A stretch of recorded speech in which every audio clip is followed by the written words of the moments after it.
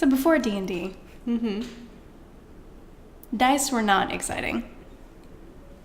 But now, if I were to walk into a game store or a place that sells dice, it becomes a whole new exciting thing because there are different colors of dice, which is like one of the small joys in life that I didn't know that I was missing out on. Different textures too. There's metal, there's plastic, there's like ones that are like carved. Yeah, there's so many options. It's super exciting too.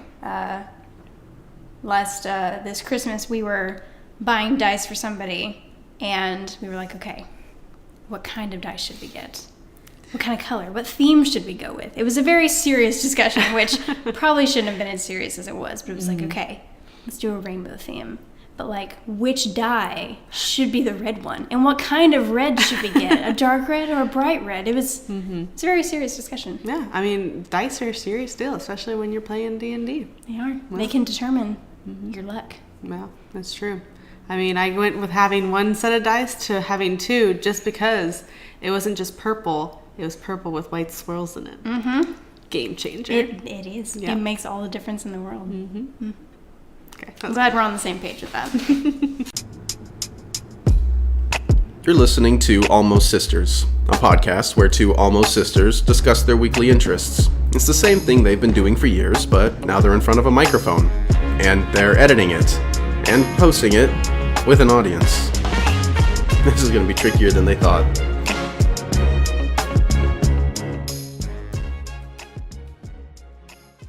So back in March of 2016, I believe it was, we, meaning you, me, and my to-be husband, he was just my boyfriend at the time, went out for St. Patty's Day adventure. And adventure's a good word for it. Yeah, we'll bring that story up another time. But while we were out, you mentioned the idea of us playing D&D. And here we are. 3 years later. Thank God y'all didn't just say, that's for nerds. Get out of here. No, my response was, I'm usually an elf druid. Yes, it was. I do remember that and thinking, fantastic.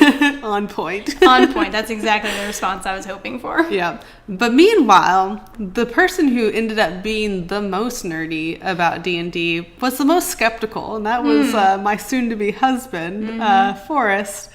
And I think it all kind of started us playing D&D with that simple question of, I think you didn't even ask if we wanted to play it, but you just kind of asked, have you heard about D&D? Yeah, I think I might have. So I remember getting into D&D because I was listening to the Adventure Zone podcast. And I think maybe what I did is I mentioned the podcast to y'all. And I said, ever since listening to this podcast, I thought it would be fun to play D&D. Yeah. Would y'all be interested in that? And you were like, yes. And Forrest was like, maybe, I guess. Why not? Because we were already in like a makeshift book club at the time. That was just the three. A makeshift book club, yeah. That fell apart. We read all of 3 books. Yeah. Did we make it to 4 or was it just the 3? I think we had a 4th, but we never met up for it. Oh, really? Yeah. Like we never none of us read it. I can't even remember what it was. We're going to do this. Oh, it was that graphic novel. No, we did do 4 because we did this. We can cut this out if you want. Yeah. But we did Casual Vacancy, Night Circus, Help, then that weird sci-fi one that he picked. Oh, yeah. And then we were going to do a graphic novel and we just never picked it up. Yeah. Because I think the thing was I couldn't find a copy of it. And so I feel like after a few weeks, I was like, I give up. Yeah. Yeah. So, but anyways, But D&D replaced that. So. D&D replaced that. And that's, we do a lot of reading still, and that's okay. Yes. Just a different kind of reading. So I guess a couple months after we started playing in a group, you brought in some of your college friends, and the 5 of us started playing, and we started playing a campaign based off of Wizards of the Coast, Queen of the Dragon Hordes. That's kind of how it started. Like the first 2 sessions we did that, and then it turned into me trying to do my own campaign, and then Forrest took over, and then we realized that we had made terrible characters, terrible life choices. Ooh, those first characters were bad D&D characters. The only one, and I might be tooting my own horn, but I feel Redbeard was pretty great. You had a head start on him, though, because he was true. already an NPC. You were just like, I think you were mine now. Yeah, there was a red-headed dwarf named Escobar Redbeard or something like that. And I was like, you know what? I'm going to make him very angry, a barbarian, and he loves tall women. So... Tall women out of bed, though. Oh, that's another good thing about D&D is that just so many inside jokes come out of it. And it's just like, out of context, they sound so weird, but just, they're great in-game. Yeah, because it's like, if you ever hear someone that just sounds really nerdy, if you've never played D&D, you're just like, what is wrong with you? You're such a nerd. But if you've played D&D, you're like, I get it. So, that was perfect. So it's kind of started from, you listening to the Adventure Zone. Mm-hmm. What about the Adventure Zone really kind of piqued your interest about D&D? So, I think D&D had a stigma around it in my mind before I started listening to it. I didn't really know what it was. It just sounded complicated and what weird people do. And I think that used to be like the stigma around it. It was like, well, at least I'm not playing D&D. But it's become especially with like 5e, it's become much more accessible, and I kind of think it's, almost more in the mainstream now. But what kind of intrigued me when I was listening to the podcast was that the players and the game master were able to create a story kind of out of nothing. It was a collaborative story. They each had their own character that they were in charge of, and they were in a world that was controlled by the game master, and so they kind of had a story they were making together. Yeah. But there was still an element of chance thrown in with the dice rolls. And so that just seemed very intriguing to me. I'd never heard of anything like that. And so I thought it would be fun to give it a try, see what kind of stuff we could come up with if we were doing that. Yeah, and I had, before you mentioned that, to the group, I had played D&D a few times with, there's very unstructured,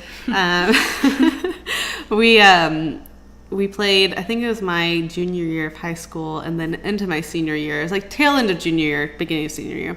We played, and it was kind of one of those things, like we'd meet at someone's house after school, we'd sit down, we had like a paragraph about our character, and like our friend drew a map. He was a dungeon master, and then he would just make everything up. And like we didn't have like the books or anything else like that. Like we kind of had a general idea of like, oh, you're an elf, so you can do that, or you're a bard, you can do that. But it was just very unstructured. But it was a good introduction to the idea of story playing, or role playing, because I'm just totally blanking. My brain is totally farting on me.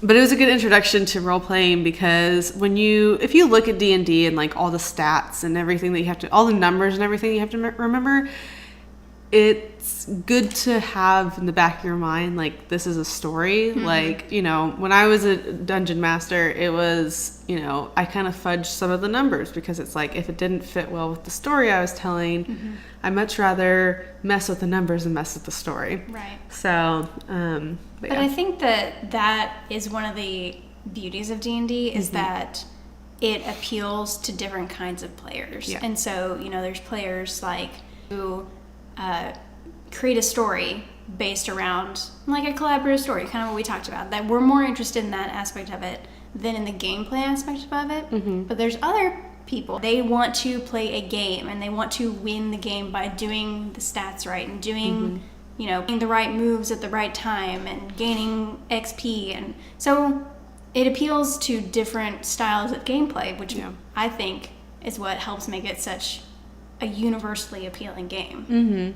Yeah, because I like reading through like the player's handbook and the Dungeons Master's Guide, and it always kind of having a little side note of like, if the DM's cool with this, Yes. like this could also happen. Uh-huh. And so that's really like, yeah, you can follow, like there's like 3 major ways that you could run a game. It could be follow all the rules, follow half and half story rules, or just like don't Follow none of the rules. don't do anything. You know, do what we did in high school where we're just like, screw it, let's just jump right in. We're in the forest now? Okay, I'm gonna shoot this thing. Oh, he's dead now. Cool. And I think that's like what the creators intended. Like, they don't care if you follow their rules. Yeah. They're just kind of giving you a base, and if you want to be super gamey about it, you can. If you don't want to be, fine. Yeah. They don't care. And so, yeah, I think one of the main problems with the game, though, is that it's called Dungeons and Dragons. And so it's just immediately, for people that don't know what they're about to get into, they're just like, this sounds weird. Yeah, that's true. I mean, it screams nerd. I think does. that's the thing. I think there's always, I mean, and I think too, when it first came out, the first like 20 years that Dungeons and Dragons was around, it appealed to a very specific audience. It was the wimpy kids who were really smart so they could figure out all these numbers, and also they wanted to pretend to be big, strong people that they weren't. They wanted to be the jocks in a fantasy world. And so, now it's kind of becoming a little bit more mainstream, especially with people like, the McElroy brothers, doing the Adventure Zone and Critical Role. And I'm sure there's many other podcasts, but also YouTubers and stuff like that. Though I think most of the YouTubers I've seen who talk about D&D, I'm like, yeah, you look like someone who plays D&D. But yeah, I think I think the stigma's dying out, but I think still, if you don't know anyone who's played it, that's immediately where your head jumps to. Yeah. So okay. So we kind of talked about the storytelling aspect of it, but what other things do you like personally about D&D? I mean, personally, I like having the opportunity to, hang out with friends. We kind of have a standing, not appointment, but we have a standing event. Yeah. Kind of every other Saturday, we're going to get together and we're going to play D&D. And so it's like a fun chance for everybody to hang out together and just play a game together, which I really like. And I think our group is also really unique. I mean, we're having another player added onto it, but so far it's been pretty unique where it's kind of been a triple date night for most of the sessions. And so that's kind of good, especially like, having, new people kind of come in. So we were all kind of comfortable. And so we're able to kind of grow as a party, but also grow as friends. Aww. So now we have one of our players' sister coming in, and so now it's just kind of like we're just one big family. So. Oh yeah, come join our D&D family. It'll be interesting though, because she's probably going to be. She lives in Austin, and so she's probably going to be Skyping in for most of our sessions, and so that'll be a new experience for all of us to be playing with somebody who's not in the room. Yeah, we'll have to like not forget her like in the corner as like things are happening and be like, oh sorry, you've been here the whole time, okay. Maybe we'll like make sure she video chats in so that way we can see her too. That'd be good. Yeah, just like put her in the center of the room. Like. Set her right next to the DM so we have to see her. Exactly. So, but yeah. What about you? What are some of the other things that you like about it? I think I kind of like being able to build unique characters. I think, I've been building 2 new characters along with the one I had previously, but also as a dungeon master, like being able to create all the unique NPCs that came into the game. I have my heart, like now that I'm not playing those NPCs, I kind of miss them because it's like, there's some really great ones like the forgetful boatmaster who is also a barbarian, and so just things like that. The overly sexual tiefling trader who made everyone uncomfortable.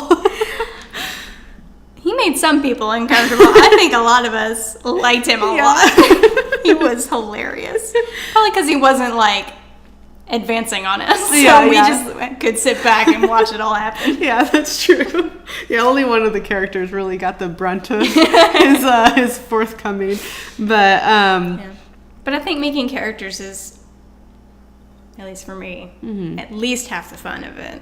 yeah, I think it's kind of because you're like, there's so much potential because there's like so many different like combinations that you can make, but at the same time, you know, it is kind of like the stereotypical nerd thing where it's like you want to make people that aren't you. I mean, that's the whole point of role playing is like it's going beyond yourself, and so it's like, you know, I think all my characters, while they've been very different, they've all kind of had this sense of like strength and power and like, you know, things like that, because it's like, I got little noodle arms. I had to ask my husband to open a pickle jar. Yay, feminism. You know, like, it's just like, so I like being able to be like super strong and be able to kind of play that way and, you know, live a different life. And I think, you know, as a writer, that's kind of like who I am. Anyways, I'm like, what can I do to make things interesting? So, well, I think also it's, you know, as when you're playing D&D and you create a character that you maybe would normally play or you would normally write, it's a good way to kind of test out, okay, how would this character operate in the world? How do other people react to this character? Because, you know, when you're writing by yourself, you can hypothesize and kind of guess at how people would react to a certain character, but you don't know until you get them around other people. yeah. And so D&D is a perfect opportunity for that. And there's no going back with D&D. You can always press delete when you're writing. Yeah, true. That too. But yeah, because like there's one character that I'm about to do she's like, I think she's chaotic neutral, and it's gonna be very off to me because I'm very much like, I want to help people, I want to do the right thing, I want to do things in particular order, and she's just like, screw you, screw you, screw you, I'm gonna go do my thing, okay? So so that's gonna be interesting to kind of, the thing is you have to keep to your character. I think that a lot of new players struggle with the idea of like, you've made this character, you've decided who they are, you can't let yourself become them. Right. So you can't let them become you. Exactly. That's super hard to do. Yeah, because I think like, you know, I mean, I've struggled with this with, you know, the NPCs being a DM, because I think at the beginning they all kind of were sort of similar. They were, you know, these strong, kind of not really wanting to listen to the little guys kind of people. But then I realized like, oh, there need them and stuff. And, you know, I think with Redbeard, I was able to, I had a character that was so far beyond me that I'd never really found myself, you know, kind of melding that. I think as far as like your inner self matched really well, but like your outer self was the total opposite. And so like there's like a little bit of growth you needed to do with your character to kind of not have awkward scenes with his love interest. Yeah, which we never really got past. But no. I mean, but yeah, that's the, you know. So Oak is the character that I had for your campaign, and you know, Oak was the second character that I made. I had a character for our first campaign that we abandoned because she was terrible and everybody was kind of terrible. And then, you know, for your campaign, I made Oak, and it was a different experience because when I was making him, I was coming up with his backstory, and at one point it just kind of like clicked. I was like, oh my gosh, this is his entire life story. And I like came up with it in a single sit down writing session, because sometimes, I don't know how this works, but just sometimes it just comes to you and you're like, this is this character, this is how they've always been, and this is how they always will be. And it's just like, yeah, it's somebody that, it's almost like a real person. It's like they have their own story, and you're just like displaying it to everybody else. It's like you're more like a vessel than a creator, really, at that point. Yeah. So that's always like, it's kind of interesting too, because it's like when you're playing those characters, you're actually not quite sure what they're gonna do until it happens. Exactly. And that's what's hard about it, is because, you know, if it feels like they are writing their own story, then it's hard for you to play them, because you're not exactly sure what they would do. And so I think that was kind of what was hard about, I loved playing Oak. He was so much fun, especially in a party full of people that were at the beginning pretty crooked. So I mean, it was very fun to play him, but, you know, it's also very hard to play him because, you know, he got into situations that I myself wouldn't have known how to handle, and so I didn't know how he would handle them, and so, I don't know, it's hard. Yeah, that's true. Yep. Yeah. But I'm gonna miss him. Like, I think you and I were talking about creating characters for another campaign, and I was just like, can I just keep playing Oak? He's like so much fun, but can't play the same character all the time. Yeah, no, and that's the thing, like, I'm starting to work on my next campaign, the one that we're going to have a podcast for, just so the audience knows one day. We don't know when, probably like a year from now, but it's going to happen, or more. But I'm finally starting to do that. But as I am, I'm kind of like, oh, but I had this whole other world that's now like being turned into nothing. We done finished it. And all the people are gone. They're just... It's like the world ended. Yeah, I mean, we saved it, but it did. But then it died right after. But then the book got closed. Yeah. No, they all lived happily after. It was fine. Which wasn't always a for sure thing at any point. No, it was never a for sure thing. And that's the great thing about D&D. I think the thing is that when you play D&D and as a DM, and I think the whole thing about like, you know, is like, well, if the DM thinks this is okay, kind of side note, that you want to make it a challenge. You want to make it to where the stakes are high, because if you don't, one, it's not fun. And then two, it's going to kind of feel like it wasn't really meant, like everything that happened didn't really serve a purpose, because no matter what they did, it would have been fine. So like, for instance, with our just finished campaign that we had, for the last 6 sessions, I had it to where it pretty much could go very poorly or very good. And the thing is that y'all kind of thought that things were going pretty poorly for y'all for a while. You're like, oh my gosh, why is this happening? Why is that? But it actually turned out every time y'all were kind of freaking out, it's like, oh, but it could have been worse though. So, you know, y'all all survived. Like, maybe not, you didn't save everyone, but y'all saved like these super important people for the story. And so, yeah. So what have you found to be your favorite race and favorite class? I know that's pretty, because there's a lot of them, but just choose one for each. So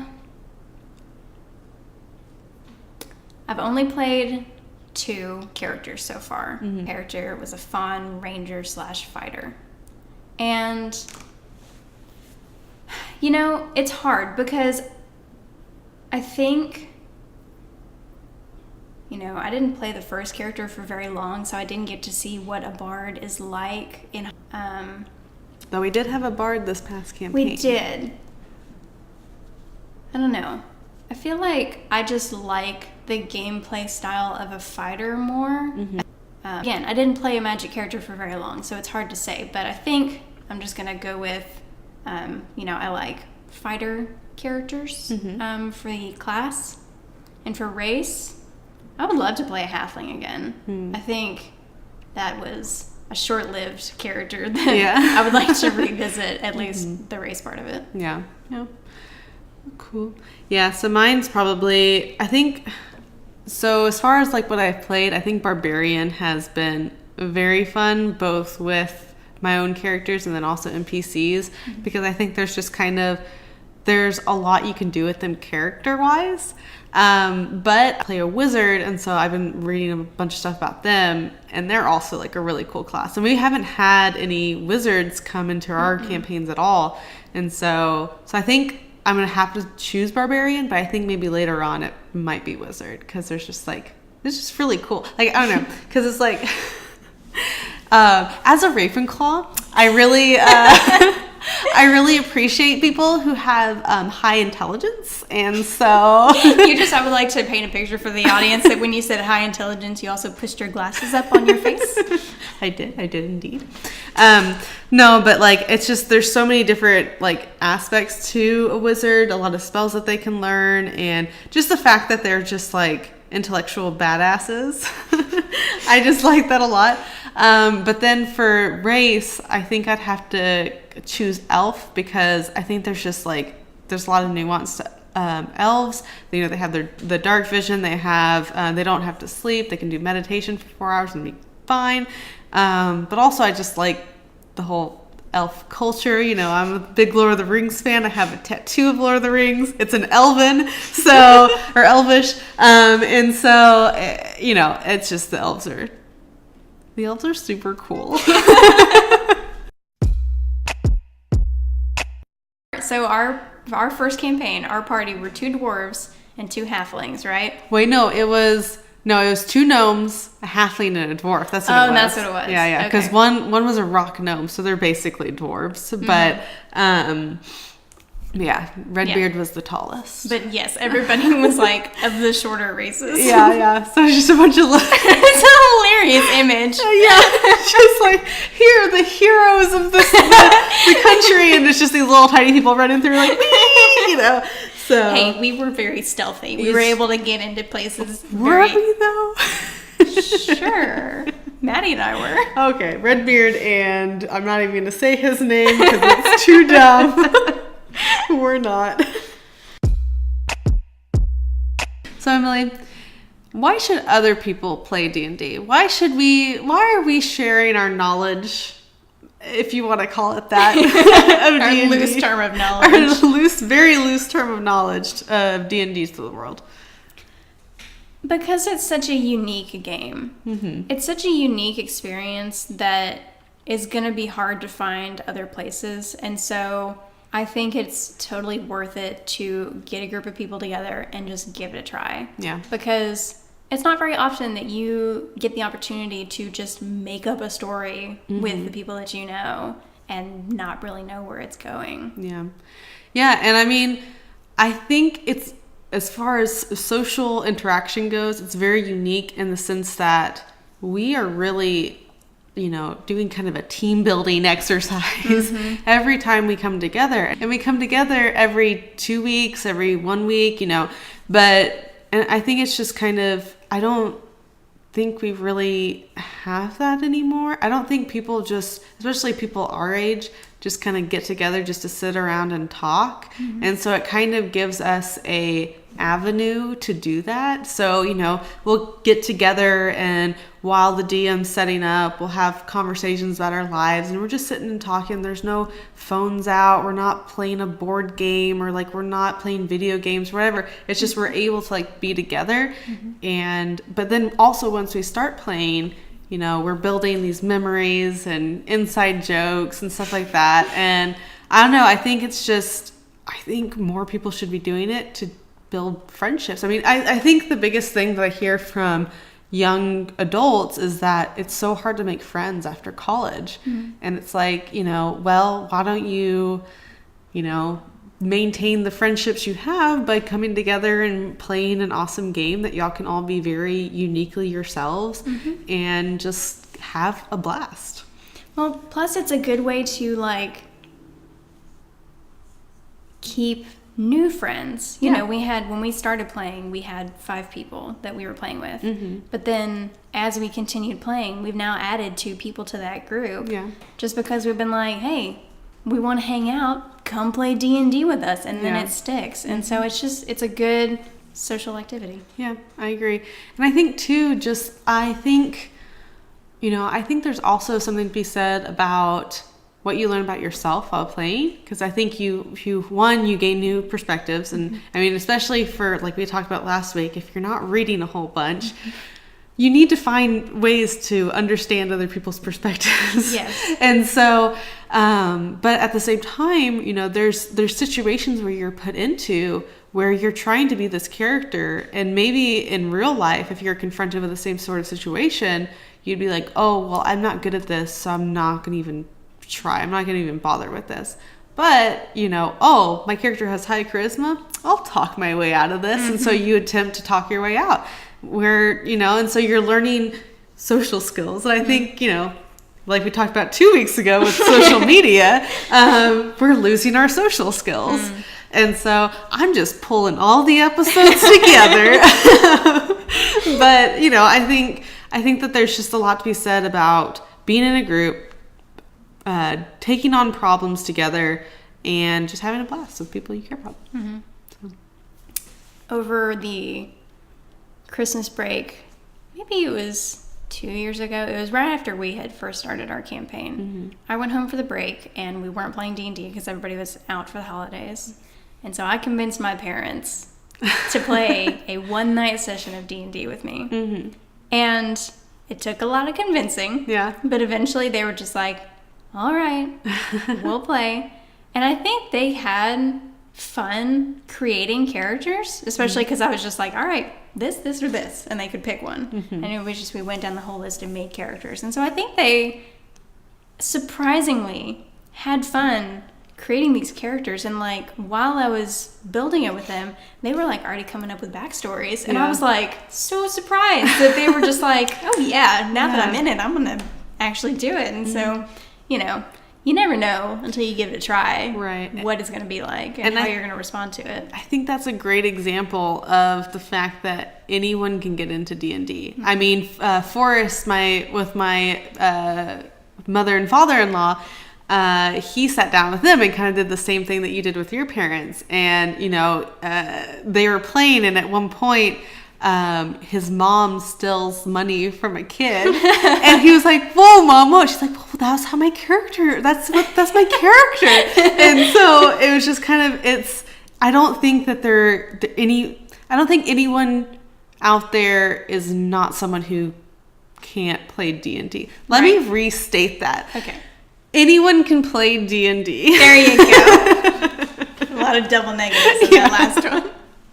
To avoid confusion, no negatives. Anyone can play D&D. Yes, I agree. Yeah, because it's simple, and the rules are all there, and I think everyone, whether they know it or not, has a good sense of imagination. Maybe not a great sense, but at least a good enough sense to be like, okay, here's these things. Now what would what would happen because of that? Mm-hmm. So go get some dice. And play D&D. Play D&D. You can find all the books online for free. You don't have to buy the $40 books. But Maybe don't be advertising that. Stealing from... But, however, I have bought 3 of the books. So you should at least buy the essentials. But the there's thing is... tutorials online and there's lots of resources. Yeah. So my my message for that is don't steal, but also you can play for free. Yes. Yes.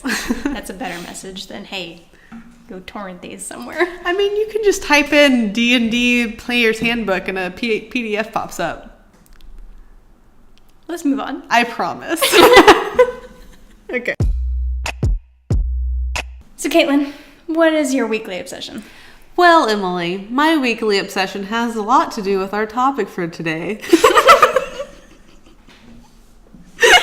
Your voice tone changed when you were saying that. I know. I was trying to sound like I was from KERA children's program or something. I think you succeeded. Yay! All right. Today's lesson is, hey kids, don't steal. So, if you can't tell from my deeper voice this week and also my sniffling, if that comes up on the recording, I was sick all week this week. It started Saturday evening and went until last night. And so today is Thursday. And today's Thursday. Oh, yeah. Last night could have been Monday night. Yeah, that's true. It lasted 2 days and I went crazy. No, it lasted almost a week. And I said 2 episodes back that I deleted Reddit. Well, when I was sick, I was very bored, so I reinstalled Reddit. Just for when I was sick. It's uninstalled again, I'll just have you know. But while I was on there, I saw a advertisement for a game, and I usually don't ever get any mobile games based on ads, because I'm like, you're telling me an ad, I'm gonna not download it just because that ad's in my face. I'm like, you're right. Yeah. And so, but there was one that kind of spoke to my childhood, and it was the mobile game for old school RuneScape.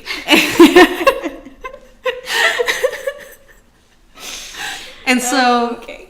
and so I was like, hell yeah, I want to play some old school RuneScape. Go back to my 5th grade year. Kate Tom Haverford. Blah, blah, blah, blah, RuneScape. So anyways, I was very excited. And I was in a, I was full, like, fever, just very sick. And I was just like, RuneScape? Yeah, man. And so I clicked on it and I downloaded it and I played it for like a good 30 minutes. And then I realized that the mobile game is very hard to like click on things without like just attacking everybody because like you can't choose the options. So I got my laptop out. Well, I had my husband bring me my laptop. There's so much face palming that I'm doing while you're talking about this. I was really sick. Don't judge a person when they're having like fever decisions. But anyways, so I got into RuneScape. I was chopping those trees. I was fighting them goblins. I was killing those spiders. And that was my weekly obsession. So I think about 2 days ago, I was like, I need to stop. And I haven't been back on since. And I haven't been like, I'm like, detoxing from it. It's just been like, nope, that was a sickness obsession that I did. I'm never going to go back because it's a waste of time. And I also realized that the only reason I ever succeeded at RuneScape, and I don't know if anyone would relate to this out there because I saw a post about it the other day, actually. I guess people are starting to play RuneScape again. And so it popped up. It's all those Reddit ads. And, but they were talking about how, so it's kind of embarrassing to say. I was in 5th grade. You're among friends here. I was in 5th grade. And so all the 5th grade boys were playing it and everything. And so I would pretend to be their girlfriend on RuneScape. And they would give me free stuff. Oh my gosh. So. Caitlin, were you a RuneScape gold digger? I was a RuneScape gold digger. So I was just like, why is this game so hard? I don't remember I was like, oh yeah, because I didn't have to work for anything. People would just give me stuff. Dang it. So, but it was fun, just kind of running around chopping trees and putting on wizard hats and things and digging holes and burying bones and getting prayer points and stuff. And I've never played RuneScape. Sounds weird. But listen, nothing can sound more weird than D&D does, so I'm not gonna judge. I was just about to wrap it all in a nice neat bow that you can't judge people by what it sounds like. I'm not judging you for playing. Just the way you described this game. Yeah. Sounds weird. It's a waste of time. Okay. I'm gonna be totally honest with you. It is a waste of time. So I'm gonna go bury some bones and get some prayer points. Yeah, I just ran around. Listen, I ran around in a chicken coop as people were fighting chickens. What is happening? And I was burying those poor chickens' bones that got left behind so I could get more prayer points. What is happening? I don't understand anything about RuneScape. Anyways, so that was my weekly obsession. Okay.